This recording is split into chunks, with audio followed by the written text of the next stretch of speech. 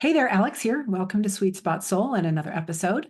I'm going to tackle a question that came through on YouTube that I've been wanting to talk about and expand on also, in terms of really taking a look at the metaphysics and some of the just the kind of the overall, like some of that geometry I've been sharing, the purpose, the roles of the masculine and the feminine in this journey. And I wanted to continue to use some of these diagrams and this lens because I want to continue to keep you focused on your role as a divine feminine, most likely on this channel, to your own inner union, because that is your role. So before I get into the diagrams, I want to first just talk about these roles and kind of what's happening. Again, we meet the twin, whether it be physically or online or in some other way, in this lifetime, because it is in this lifetime that your soul chose to reunite itself with itself in the physical, to embody into the physical, and then to bring those two physicals together, okay, in order for that to then ascend even higher and bring not only to anchor in many cases, there are different levels of twin flames or twin souls, but in general, in many cases, to anchor that higher frequency into this planet, into the earth, which is all part of the one units, as well as to reach that multidimensionality and to be able to bring the whole soul into higher and higher levels, back into its unity, and to not have to reincarnate here again. So this is what's happening in this lifetime, and you were put on this journey because it's your time and you can do this. So welcome. And so as you meet, then the DNA begins to merge. We have 12-stranded DNA, and most of it has been inactive. But when you meet the twin, the DNA accretion starts. It begins, and it really can kick in, and it pushes out as they begins to merge. And this continues to merge over time and over separations and reunions, whether physical or not.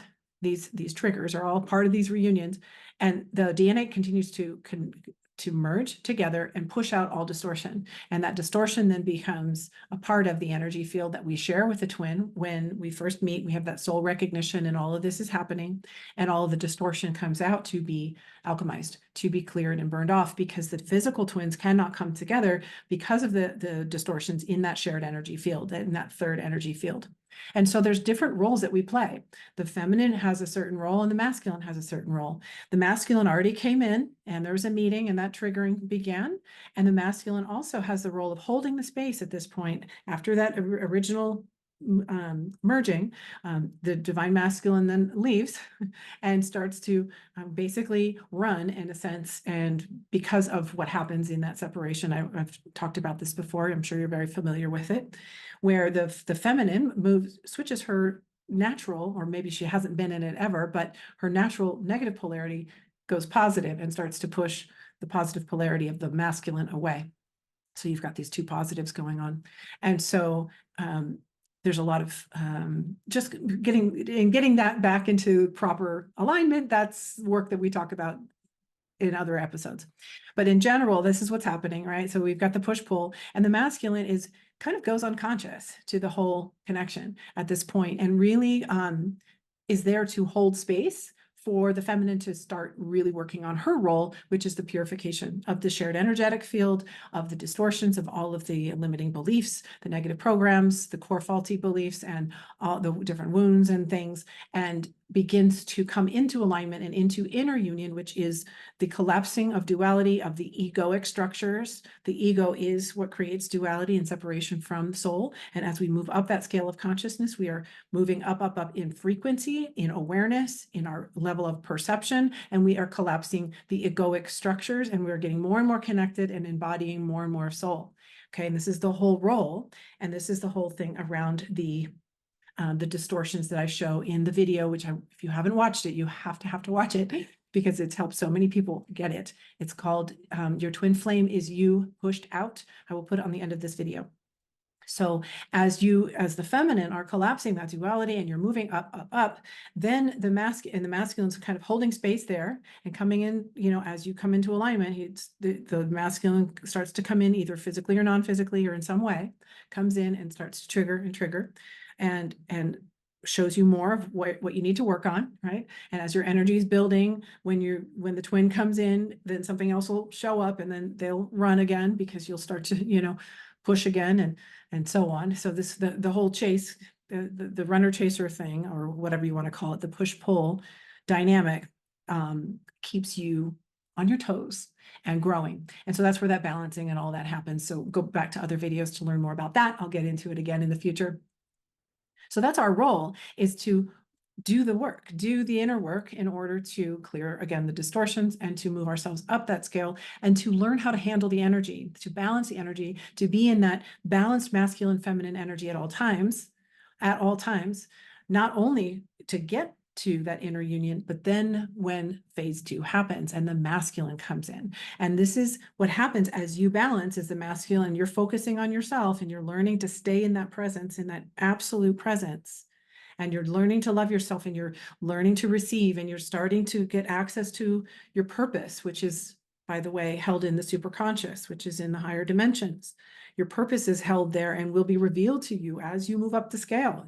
It's just intrinsic. Soul will deliver it to you. So don't worry about that. And it's not always what you do for a living. It could be anything, really, it could be anything that brings you joy, and that is why you are here. And it's not even about a shared mission or anything. So don't worry about that either. That will reveal if there is one.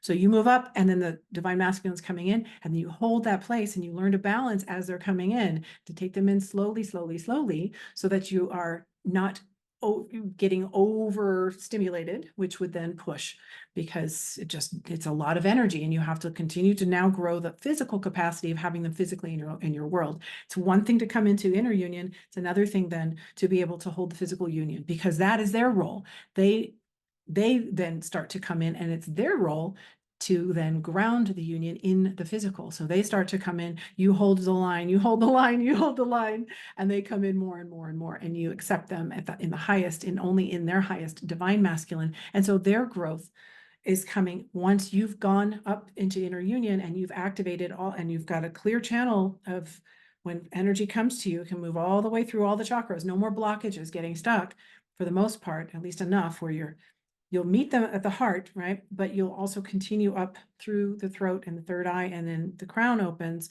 And that's what really activates the masculine. And the masculine can start, and it has the space, now that you're focused on just yourself, has the space to now start to embody and start to move into the higher chakras from where he's been, because he's been kind of just dormant, really, living in the 3D and not aware of what's going on. And so he starts to ascend and make his journey. So then comes in and anchors with you. And that's how that really happens. And so I wanted to show you my little diagrams again, just so you can see this, because the question that came in was about, does the divine masculine, and I don't know if I mentioned this in the beginning or not, because I had a false start video before this, but there was a question that came in that was basically, does the divine masculine also, like that I was teaching as if they were just a tool of our ascension, but we're both ascending, and then we ascend together as one. So we each ascend separately, in a sense, to a certain level, but then as we do that, we merge, and then we become one. So the two become three in a trinity with the soul. So the two individuals become the trinity with the soul, and then the three become one. And that's really the magic of this. And so it's like a multiple ascension. And so you don't even actually have to have your twin in physical form at all in order to ascend. Your twin is still an aspect of you, within you. And you have all of the codes that you need for your DNA, your 12-stranded DNA, to come online and for that ascension to take place. It's when you meet the twin that then just amplifies that ascension, and then the two will ascend together as well in this lifetime. And that's really what's meant to happen. So let's just say that this is just you. So again, the video is called Your Twin Flame is You Pushed Out, that explains what this is about. And so go back and watch that if you haven't yet, if you're just coming across this. It really, really helps so many people, again, to just kind of click it in their mind. And it really helps you to stay in your lane and your role as the divine feminine, and not get caught up, looking outside of yourself all the time. So if in that, I talk about how this is your third and fourth dimensional self. I talk about the scale of consciousness a lot, and it looks kind of like it's shaped like this. And this would be very similar to this, just for the purposes of this teaching. It's very similar. The third dimension is the lower, not connected yet to an etheric brain, the lower density, right? Just total not yet connected. When you get to the courage level of 200 is when the fourth dimension kicks in, and it's dimensions 4, 5, and 6 that really are the soul. This is the soul matrix. And so this is representative of the fourth dimension, okay, this level. This is the fifth dimension, which is no time and space. And this is the sixth dimension, which is which is basically the parallel reality of the fourth dimension. So as the fourth dimension, as you're living through time and space in the fourth dimension, the sixth dimension is basically the opposite of everything being held for you in the sixth, not held for you, but that's in effect up here in the sixth dimension, which is like your higher, again, it's an aspect of your higher self. And your twin is basically this opposite of you, in a sense, pushed out into its own being. But you are also that for your twin. So I didn't want to go into all this when I first taught it, because it's just a lot to take in. And I just wanted you to stay in the lane of what's yours, right? So as you collapse duality and you shrink this up into the fifth dimension, you meet your twin at the heart, and this Merkaba is then formed. When these merge together, you have the Merkaba. Okay, looks like this. Okay, the Merkaba, and this is within you. So this is your inner union, is representative of the masculine and feminine merged together, and this happens as you come up into the fifth dimension. You can imagine this triangle coming up into the fifth dimension here, and this one comes down with it at the same time. The fifth, the fourth, and the sixth kind of merge together, and you're living in the 0 point. This is the 0 point. The fifth dimension, in a sense, is the 0 point. Now, of course, again, there's seventh, eighth, and ninth dimension. That is the oversoul. That's really where you come from with the twin, but that's another whole dimension. And so it's kind of like you collapse and then you jump to the next. You're able to, with this Merkaba, now travel to the higher dimensions. It's pretty darn cool stuff. It's kind of cosmic, but we are cosmic. So that's what's happening. So as you collapse this duality, you come into inner union, okay? And what's happening is, when this is happening, you activate the masculine. So this goes first, because as long as you're focused on the masculine in the 3D and in time and space in this area here, then you're still seeing them as separate from you, and it will keep them pushing away. So you want to focus here on this union, bringing that together like this. And then this gets activated and it's coming together as well. And it just takes a little bit longer, because we've been pushing a lot, and it takes a little bit longer for that to show up in the 3D. So you have to be patient in seeing it with your eyes in the physical. You just stay in your lane and stay in your lane, and until really it gets to a point where there's nothing more important to you than this inner union. There's nothing more important than your balance, because if you lose that balance ever, even when you come back together in the physical, then it's going to push them away again. Because this is your role. Your role is to be the one who's basically, you're in the higher 3 chakras, and you're going to be drawing your twin up into those higher 3 chakras, because he's in the lower 3. And so his role is going to be to bring you from the higher anchoring it into the lower. We do it within first, and then it starts to happen for him, and then we do it here on this plane, and he takes that on. I say he, please understand, I'm just talking about divine masculine. It's not gender specific. So it's just easier for speaking. So then that divine masculine comes into the physical and can anchor that in. And that's really difficult for the divine masculine. And please understand, they're not consciously going through this whole ride. And there's a lot that they have to let go of without knowing that they're on this journey, or what it means, or how to alchemize, or anything. We're doing the alchemy, but they still have to process out their stuff as they're moving into those higher chakras. And then when they do, they become that divine masculine. And then they are so drawn, they can't not be drawn. They are you. This is one big shared energetic field. Let me just be clear here. There's four things that are collapsing into one, in a sense. It's your physical twin and your physical masculine, the divine feminine, the divine masculine in the physical, and it's the divine feminine and the divine masculine in the parallel reality. They're all basically merging together. So this has its own energetic field that created the push-pull. You're meant to then balance that as the negative polarity. They are the positive polarity. And when that's corrected, you have the Merkaba. You'll have yours, they'll have theirs, and then this whole thing, the whole thing becomes a big giant Merkaba. I'm not going to make it into a Merkaba, but the whole thing then, basically this collapses, and these collapse together, it becomes one.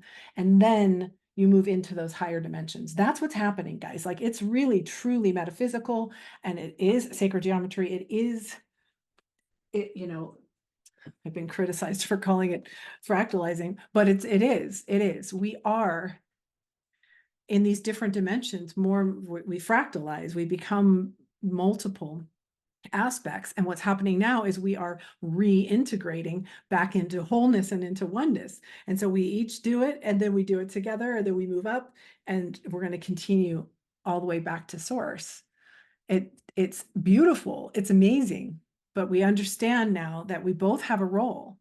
And the divine feminine has to come first in order to allow for the divine masculine to be able to do their part. We are in the upper three chakras, and they're in the lower in general. And so we have to bring this alignment together and collapse that duality, which will then eventually collapse theirs, and then we can come together, and their role coming together begins to happen. So that's how that's working.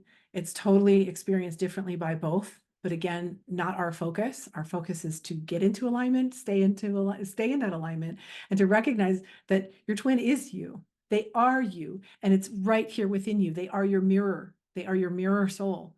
They are like the parallel you in another body and opposite. So they both become whole and then merge, but they're already whole in general. So it's a little bit of a twister, but that's what's going on. And I hope that this helps to make it even clearer, even still, hopefully not confusing, but we've got to take our focus off the human part of things for the most part, because things can't be solved there, at least not directly with the twin. It just won't be solved there as long as we keep seeing them as separate. And so we'll get more into the presence and more into that balancing when they come back in and all of that stuff. But really, it's still going to be so much about pulling in your energy and recognizing that this is between you and your soul, and that full love of self. This is a love story of falling in love with yourself, because this is yourself that is manifest in the twin, and it is that twin that's going to mirror everything that you believe of yourself, that you do for yourself. Anytime you are putting any attention on the twin, that attention is where your energy goes. Where your attention goes, your energy flows. And that would be pushing your energy towards them. It doesn't mean you can't watch your thoughts about them. It doesn't mean you can't be present with how you're feeling as you're being together. But when you're separated from the twin, or even if you're in full permanent union and they leave the house, you're back with yourself, and you're always with yourself. And so you always bring it back here, and you don't ruminate on what was, just happened, or, retell the stories, or worry or fear or plan. All of that stuff is putting your attention outside of you again. So this is a practice in such trust and such belief and faith that soul is just going to, and presence, total surrender to presence, and forgiveness of yourself if you miss for a minute, just pulling it back in. And that becomes so second nature, and it becomes so who you are being at all times, just living in flow, in that divine feminine flow of just attracting everything, being magnetic to everything that you need, and then taking the actions in the moment.